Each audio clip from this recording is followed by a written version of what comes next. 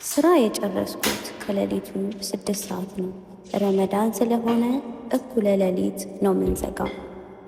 ከስራ ቦታዬ ወጥቼ እቤት እስክደርስ 20 ደቂቃ ይፈጅብኛል።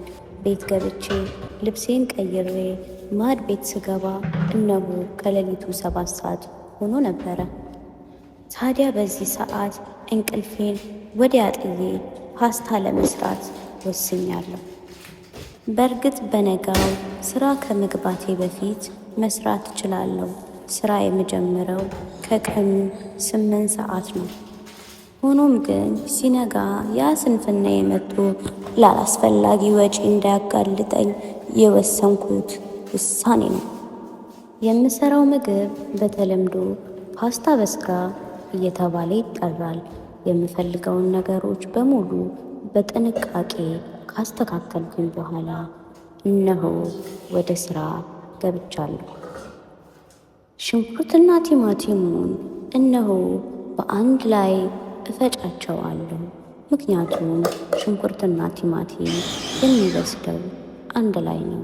ስለዚህ ምንም ማካበድ አያስፈልግም። ከቅርብ ጊዜ በኋላ እየከበደኝ የመጣ ነገር ቢኖር ስራው እየገብቼ ማረፍ መሆን ሆኖ ሳለብኝ ግን ወደ ስራ ተመልሼ የምገባው ነገር ነው። ደም እኮ ነው የምንለግሰው።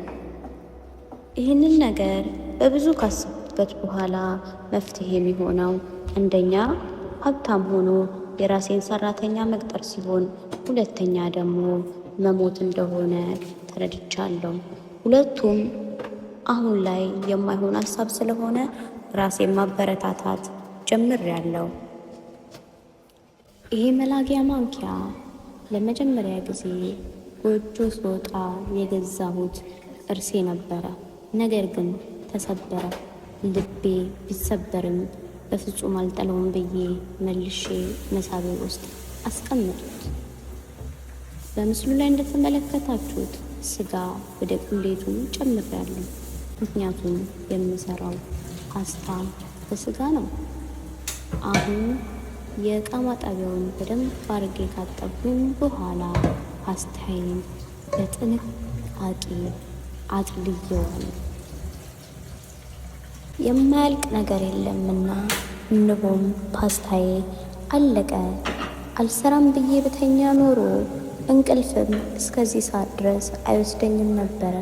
ነገር ግን በንጋታው የግድ ለምሳ ወጪ እጋለጥ ነበረ።